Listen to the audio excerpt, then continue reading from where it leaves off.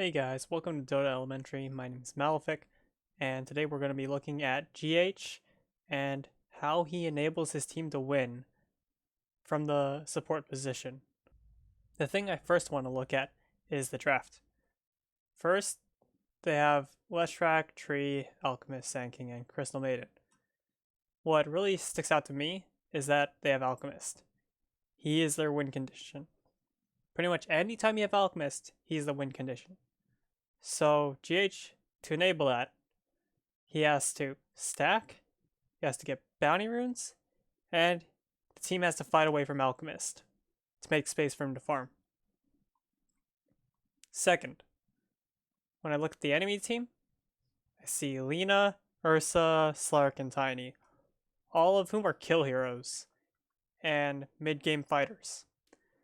So, what he needs to do is not be killable by these four heroes in the mid game while he's fighting. All of his itemization kind of just goes toward that idea. So as we talked about, the win condition is Alchemist. So GH goes for a stack and he tries to get the bounty rune. While he's unable to get the bounty rune, he is still trying to enable the Alchemist, because that's pretty much his only job. At 6 minutes, he goes for this nice little double stack, hitting the medium camp at 53 and the hard camp at 55. At 8 minutes, you can already see how Radiant wants to play the game. You have Alchemist farming and the rest of the team fighting in the enemy jungle, making space.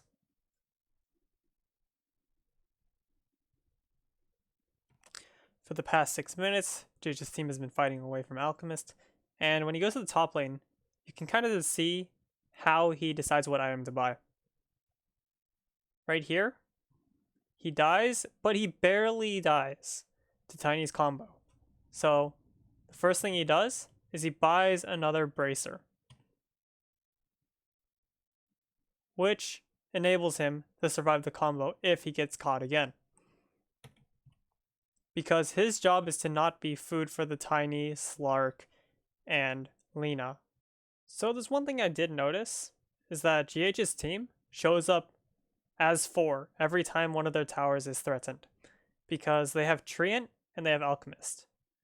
The Treant will be able to save the tower afterward, and the Alchemist is enabled by them having these defensive towers, giving them vision and essentially protecting him. So every time a tower is threatened, they just come out as 4, fighting away from the Alchemist and making more space. So before this fight breaks out, I want to look at GH's item build and talents.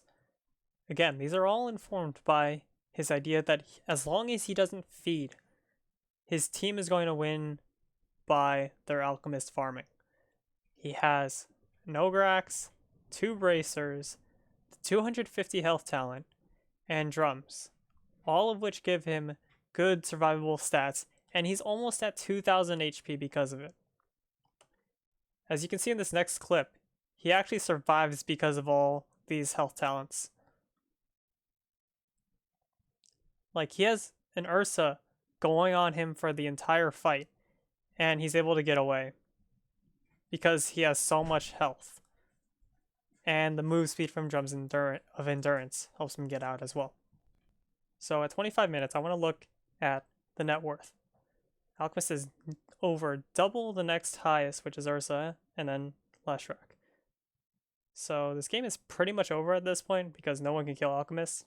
So his team just groups and ends the game.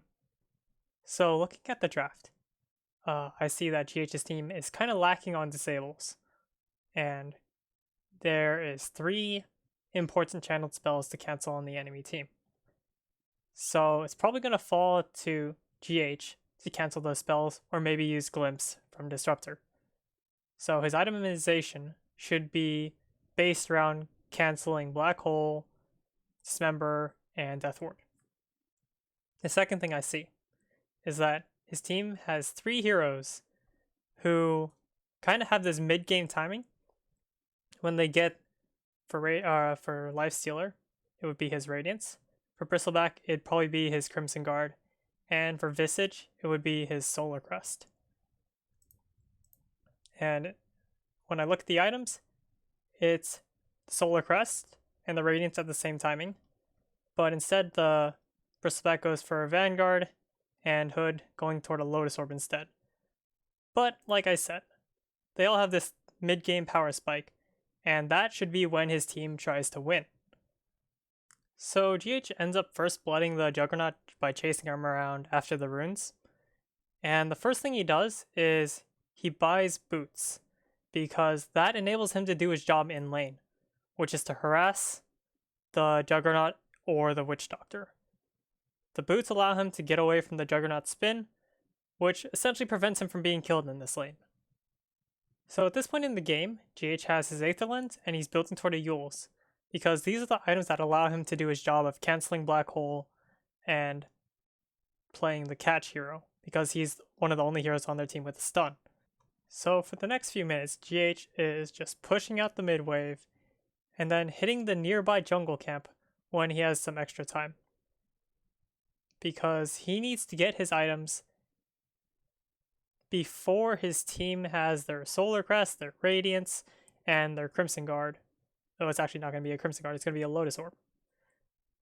Because then he'll be able to group with his team and do his job immediately. So it's 20 minutes into the game, Lifestealer has his Radiance, Visage has his Solar Crest, and Bristle's getting really close to his Lotus Orb. And they're about to get the Aegis. So the enemy team has started split pushing because they've realized the only way they can slow down the game enough for them to come back is via split push. Because they cannot fight GH's team 5v5 in a straight on fight. So instead they start split pushing, and GH realizing this, he buys Travels. This is pretty key because it essentially deals with the only problem his team has, which is the split push. And by doing this, he enables his team to, once again, 5-man death ball to take towers and objectives over and over. So something that I want to point out is that GH's talents also reflect this anti-split push and cancel black hole kind of idea. He took the cast range to cancel the black hole, and he took the LSA damage to quickly split push creeps, because with that, he can kill creep waves in pretty much 2 spells and 1 right click. So he's now joining his team, and with the advantage they've gotten, they pretty much are able to just fight the enemy team 5-on-5 and win no matter what. And there's also no creep waves going out away from them.